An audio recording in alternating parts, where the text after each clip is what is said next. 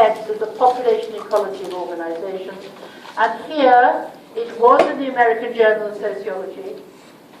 It was in the American Journal of Sociology, but it's moved on a bit since then. The key idea of Darwinism, survival of the fittest. Now, this is a very simple idea. It's the idea that those organizations, those species will survive if they can adapt to changing environments. If the environment changes, can the organization, can the species survive? Now, what is the environment in this case? The environment is the technological environment. Darwin didn't say the word survival of the fittest. It was Jeremy Bentham, who happened to be the founder of the University of London.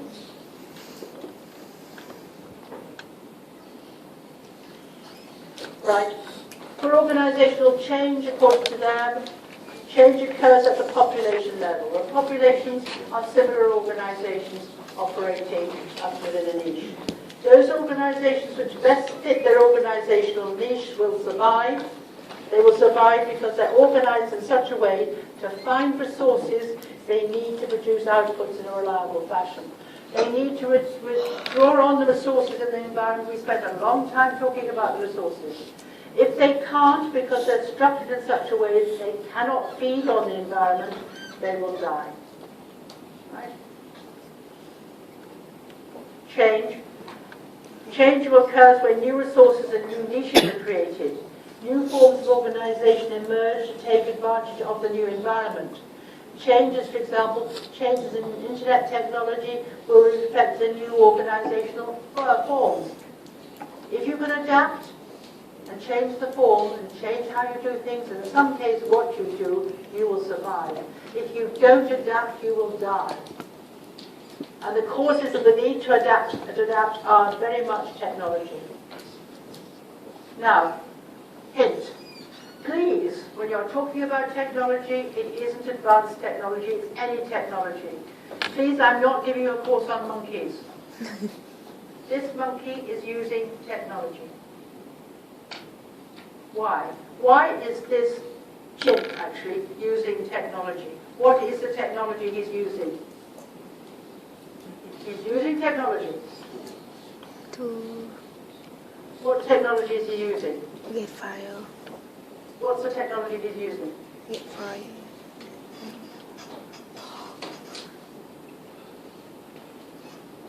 So, 2 stones. He's using 2 stones to make something. So technology is not just advanced technology, please. It's anything. Now, just to come back on that before we move on anywhere else. Marx is a technological determinist. He says as technology changes, as we use the forces of reduction change, it will change the relationships. Production. So to be very clear, technology is not simply doing machinery. Now, I wanted to show you an example of monkeys and machines, and all I got were monkeys using computers. No, I want a monkey using this. This is basic technology. So when technology changes in that habitat, that moved on, they started making fire, the monkeys would have to, or organization would have to adapt to that new environment. Right? Isn't he? He's rather a nice monkey. Looking very intently at this particular. So he's using technology. Technology, this is a population ecology, is a crucial determination of success. For example, internet providers and biochemical manufacturers. They've adapted, they've succeeded. And in the guide, they've got 2 things, and I just want to illustrate this again by accounting. There are competence-enhancing technologies which are compatible with existing technologies. So there's some new technologies which can be used which are actually compatible, and the organizations have little trouble in adapting. An example in the textbook is accounting. Accounting technologies, people have adapted to the new ways of doing it. And I'm now going to disagree with that. Accounting technology has changed so much that many firms cannot adapt. Whereas most accounting firms were concentrating on auditing and making sure reducing risk, The successful firms are those that have adapted. They've adapted into dealing with consultancy. They've adapted their technology to do most of their accounting automatically.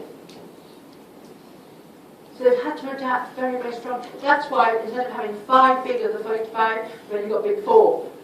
And the big 4, what is it? Price, Waterhouse, Coopers. Price, Waterhouse, Coopers. They were 3 separate firms.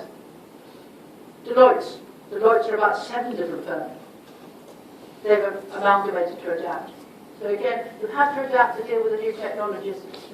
So again, competence-destroying technologies make it difficult for organisations to survive. So for example, the example they've given is print. Printing, certain things cannot adapt, so they've died. How many of you remember Kodak? Kodak used to be a big, big firm dealing with photography.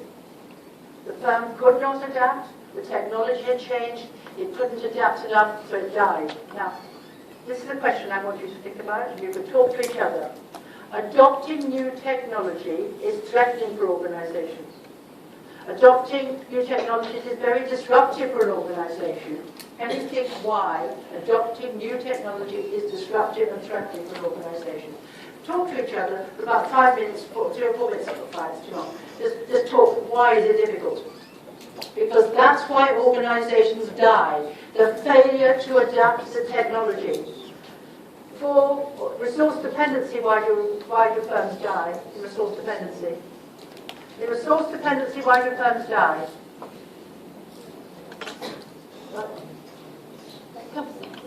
Not lack of resources, inability to control resources. All right, ecology is just the inability of them to adapt to the new technology. Why is it difficult for them to adapt to the new technology? Remember, most organizations die. They have a very, very, very low life expectancy. So what makes organizations, why is it difficult for firms? Because rationally they should adopt the new technology. Why don't they? Now write them down. I want about 4 or 5 of the reasons, please. 4 or 5 reasons.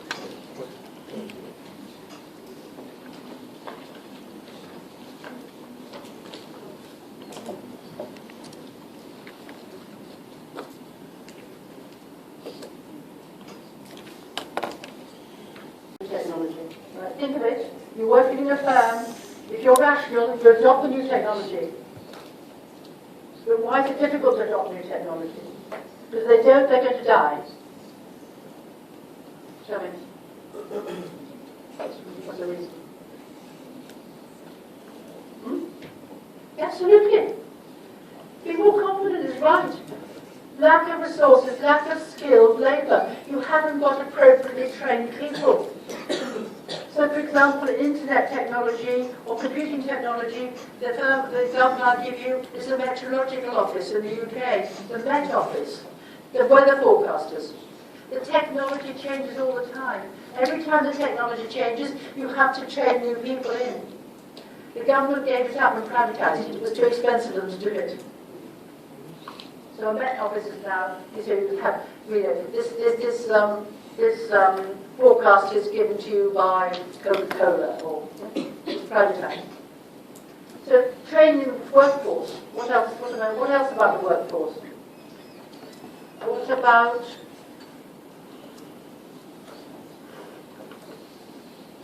sabotage? Workers are going to resist the new technology. Why? They might lose their jobs. Most competence accounting technologies mean that there are fewer workers. In some factories, in fact, there's no workers. They're going to lose their jobs. For example, the example I give you is the London Underground. The London Underground, you have driverless trains. But the union says, no, we need a driver. Right? What else? Why else is it difficult for firms to adopt new technology? What?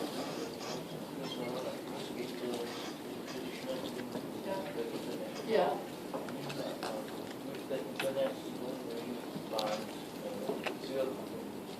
Yes, sir. But why is it different for the organisation? Why is it difficult for them to adapt to move to that? It's potentially destroying the organisation, mostly because of what, for example, the Times newspaper has gone online. You know, all these newspapers have gone online, so people are going to resist that, aren't they, because they're going to lose their jobs. Yeah. But it's also, they might be going to lose advertising. I think there are lots of other reasons, but it is difficult for them to, for very practical reasons. What else?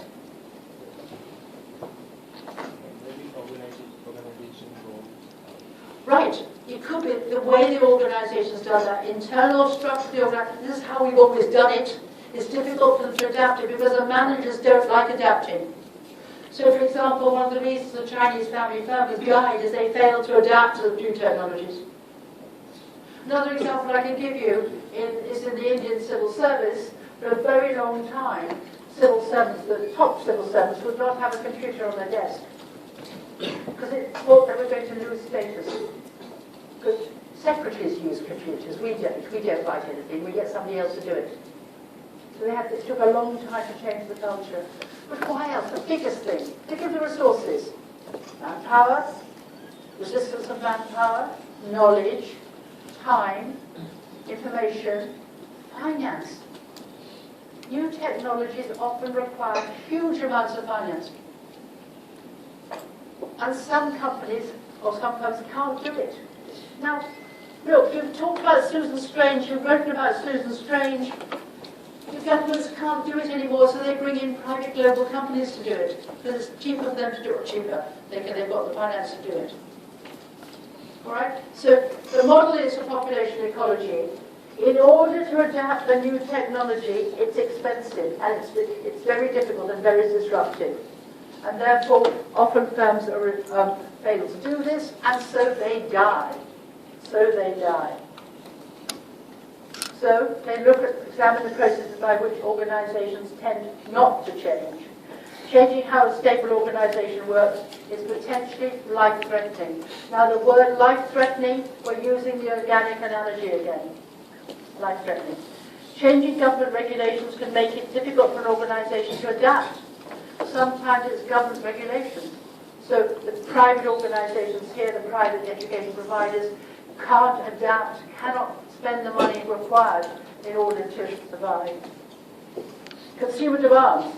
Organisations need to adapt to new, changing niches which have tended a successful failure. Here I will talk about a good example of a Maher. A Maher, we have, what's his book called?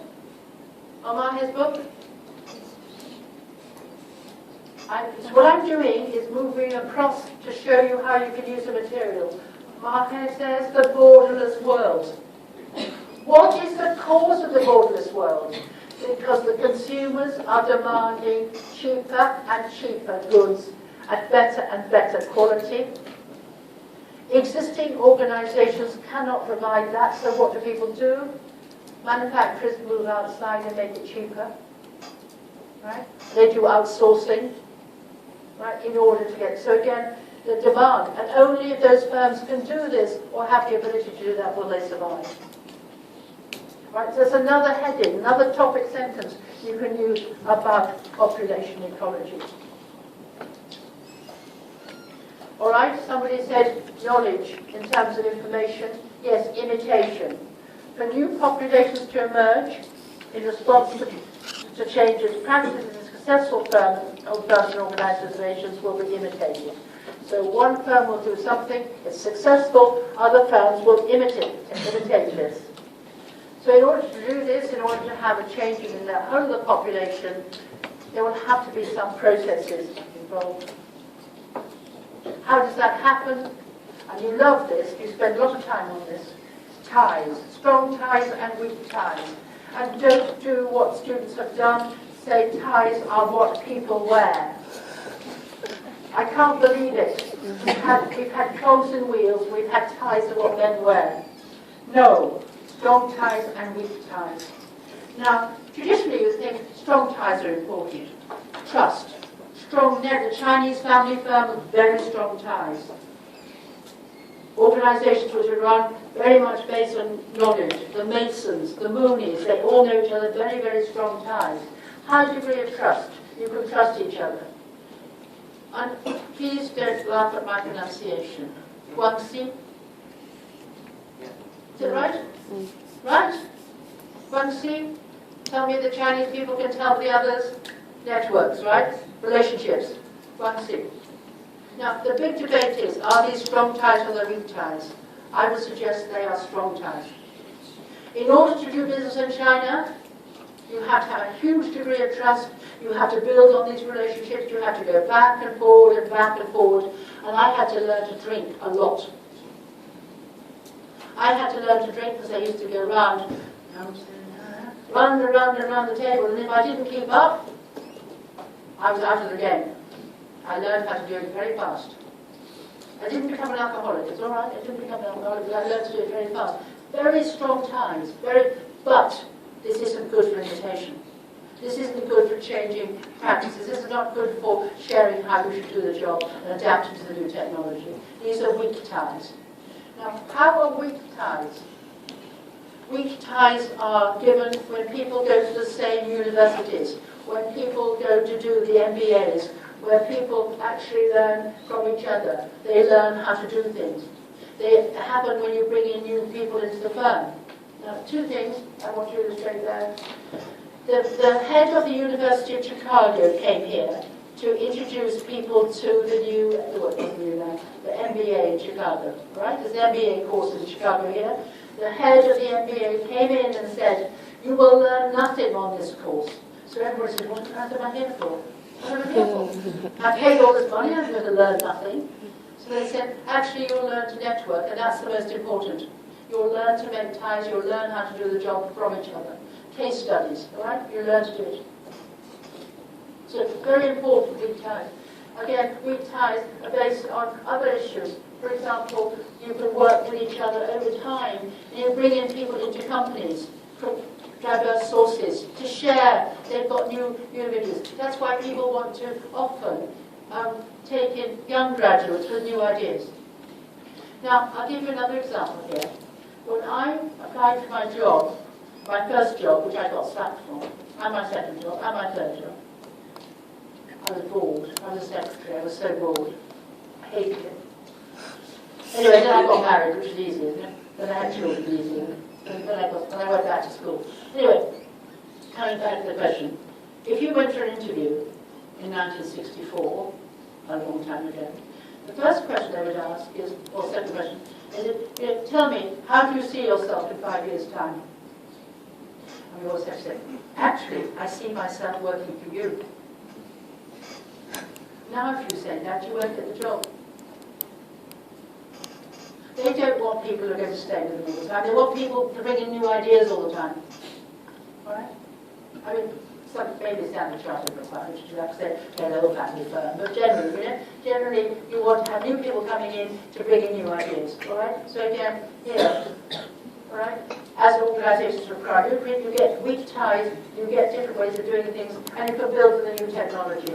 You don't have resistance to change. Huge resistance to change, so you bring in new people. So, for example, in our office, I used to be in charge of the program. Now, everybody's new. Everybody's new because they've got new ways of doing things. Because we all were resisting.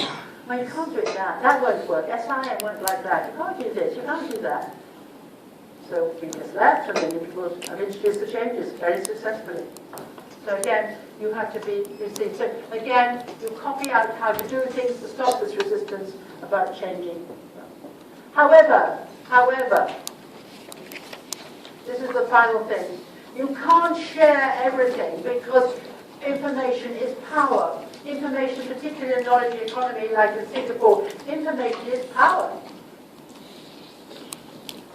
So you want to close off opportunities for people getting information.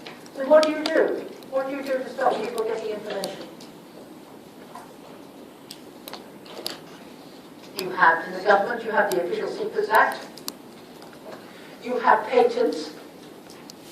If you are working for a bank, you can't work for another bank for another 5 or 6 months in the UK. We're sent on gardening leave. You You have high walls of secrecy to stop people sharing information. Again, to stop information so that other firms can adapt from it. And the final thing is, though, the government doesn't like this.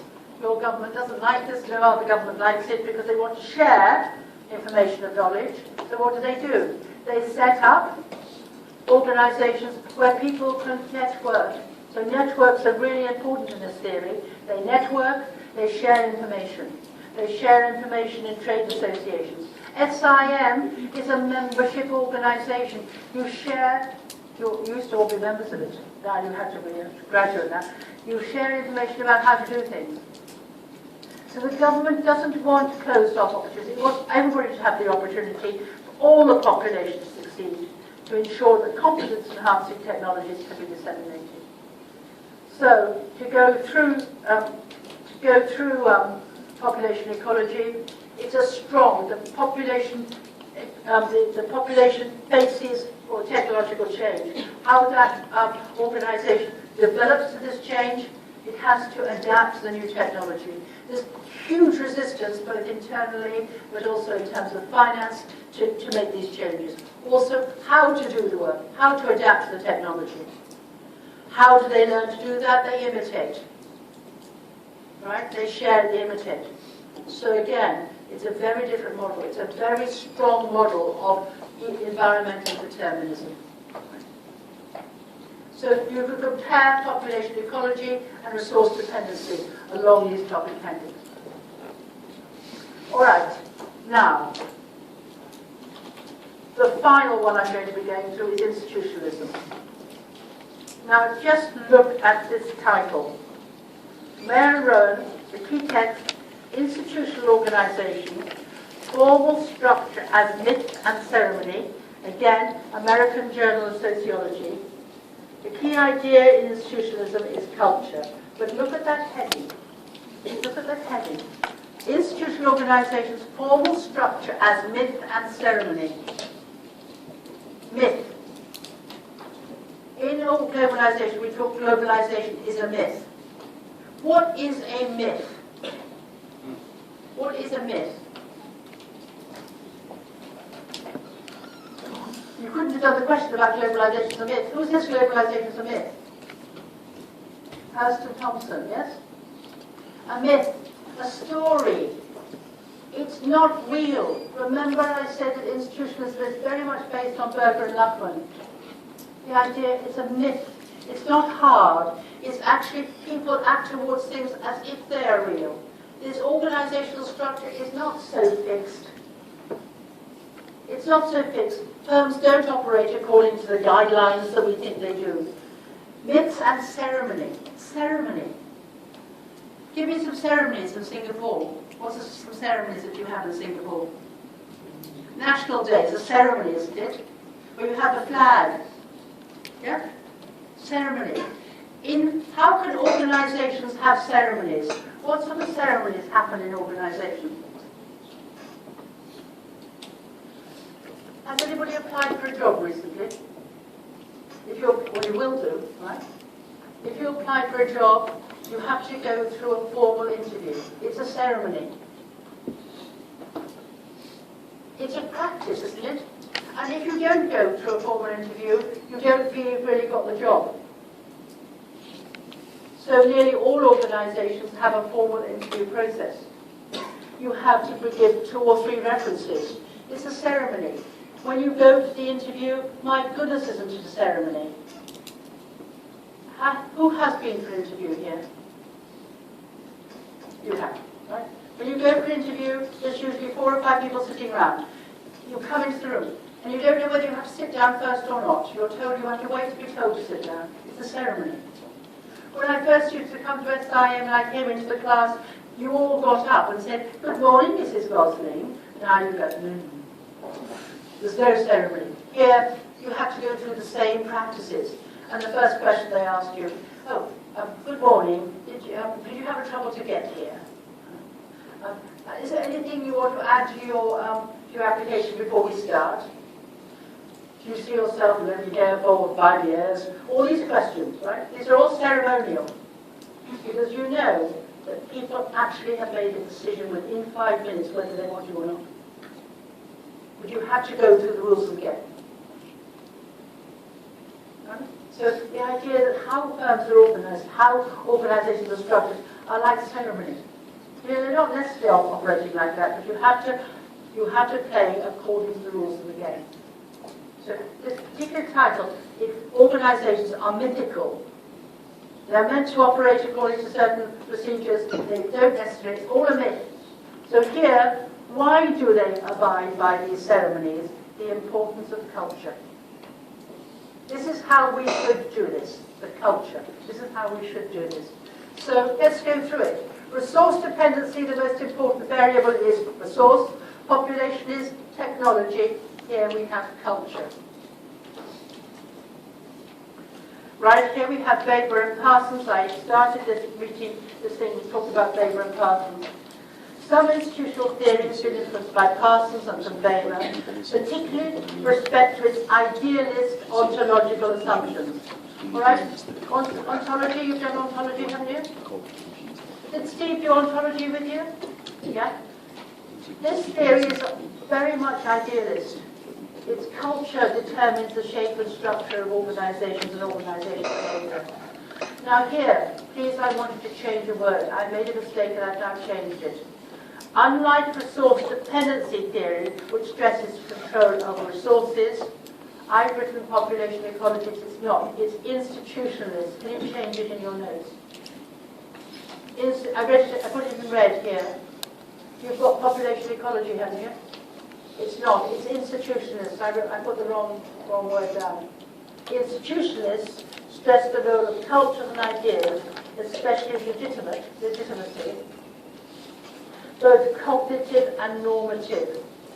Now, in order for firms to be successful, they have to be perceived, remember I talked about phenomenology, they have to be perceived as legitimate, both within the organisation, by members of the organisation, and in the wider environment. They have to be perceived as legitimate in terms of the suppliers, in terms of government, perceived as legitimate. Now, what does that mean? It doesn't mean that they're not criminal. That's not what it means. Legitimacy, two sorts, cognitive and normative. What's the difference between these two? This is nothing new. This is all in your guide, all right? All I've done is decode your guide for you to help you learn, right? So in order to survive, you have to have both cognitive and normative legitimacy. Legitimacy is a term used by Weber. Why do people obey, all right? So what is cognitive legitimacy? Where does the word cognitive come from? Knowledge, right? Knowledge. Cognition, knowledge. Normative, normative. Norms. So are you abiding by the norms, all right? You're not anomic, right? So cognitive legitimacy, I mean, is a firm using the best technology or the best knowledge to organize the firm? Are they doing things in that proper way, right? Normative, are they operating as they should do, according to their myths? Are they interviewing people properly? Are they hiring and firing according to the proper procedures? Cognitive is knowledge to learn MBAs. The normative is the ethics. In order to survive. So you wouldn't do business with a firm that you thought to be illegitimate, not going by the rules of the game. So for example, SIM has been given permission by the London School of Economics to run certain programs. We have to see whether they're operating according to the rules of the game. Are they hiring properly? Are they running it properly? Are they running ethically properly? Have they got the right financial base, etc.? Right, that's perfectly all right. You said, excuse me, and I said, excuse me, legitimacy, you can sneeze. All right, so again, you need to know examples of this. So legitimacy is important. People have to act towards things as if they are correct. Now, let's talk about the link here with Weber, legitimacy. The classic thing about Weber, the question he asked, why do men obey? Why do people obey? Remember, Weber is a social action theorist. Action for Weber is any action that has meaning. So why do people obey those in power? And I'd like to take 3 organizational forms to show how this could be used. Traditionally, people were obeyed because they always had to be obeyed. It wasn't rational. They always had been obeyed. For example, fathers in a family. Filial piety is an example of traditional legitimacy. And I would suggest, not just in the family, in the Chinese family firm, who has power? The father. Why? Because they always have had power. Excuse me, can I borrow this? This firm, Yo Hap-Seng, a traditional family firm, it's now been sold. Right? It doesn't belong to the Yos anymore. Right? So again, in the past, it was the founders had power. They determined absolutely everything. The sons obeyed the fathers. That was what the firm was. Then the children, the grandchildren, went off to university in the States, came back, wanted to put all their things into place. They fought with each other, the firm died. The other firm is Tang's. You know, Tang's the shop? The same thing happened. Traditional authority had broken down, and it wasn't replaced by the most legal, rational authority. Effectively, people act towards things on the basis of their emotions. People in power are charismatic, remember? Charismatic. People have charisma. They have the ability to make things do, other things people do, the things that they ought to have done. Now, I always use this example, and because it's my last class, I want to use it as well. I'm a Christian. I'm not making you a Christian. I'm not. But in the Bible, in the New Testament, Jesus went to the disciples and said, James and John, they were fishing by the road, by the lake. They said, come and follow me. And they went, dropped their nets, and they followed Christ. I thought, my goodness, what's happened to their wives at home? They followed them. It was irrational, right? Hitler is meant to be a charismatic leader, right? 33 million people followed Hitler. But let's look at it in terms of organization. I would say 2 examples you can use here. One is Lee Kuan Yew. Lee Kuan Yew is the most amazing, even though he's retired, and he's still a charismatic figure. You say the word Lee Kuan Yew and people say, oh, somebody named who graduated last week sounded like Lee Kuan Yew, and everyone went, oh. It is incredible, and your Prime Minister still has power. And they published the same article I said in the Financial Times. They said, have you got power because you're the son of your senior minister? He said, no, absolutely not. I've got power because I was elected into Parliament. Because again, he's also hasn't got so much charisma as his father, but he's got certain amount of charisma.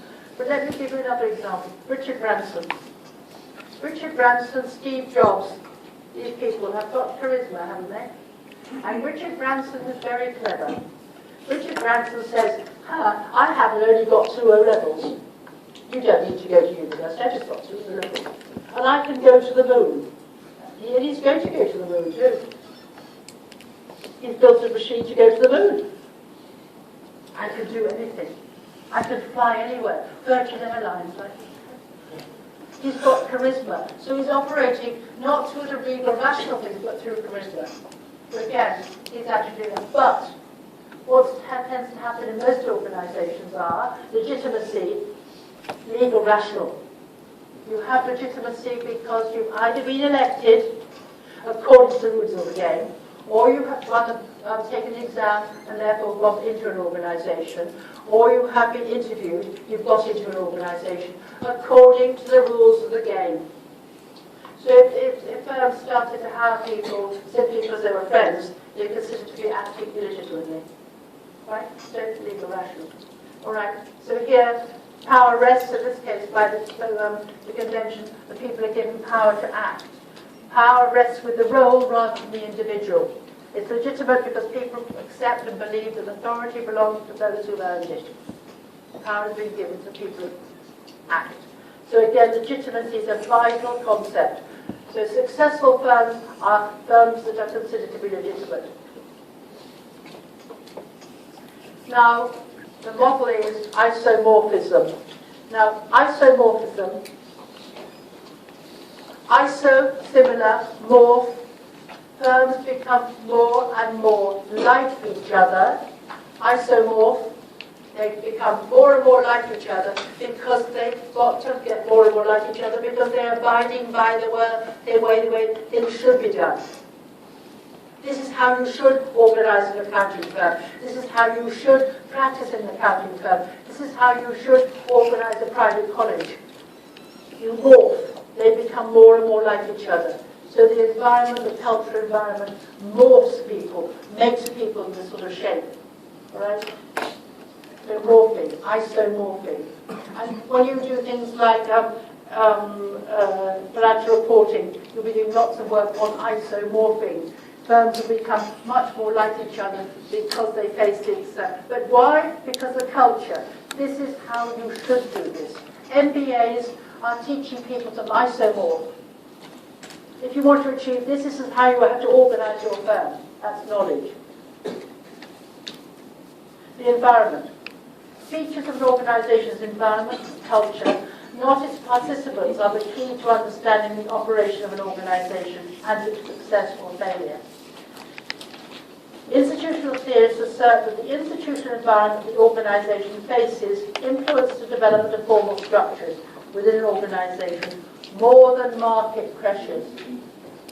So the success or failure of an institution has nothing to do with its efficiency or the market. It's how it adapts to the prevailing culture.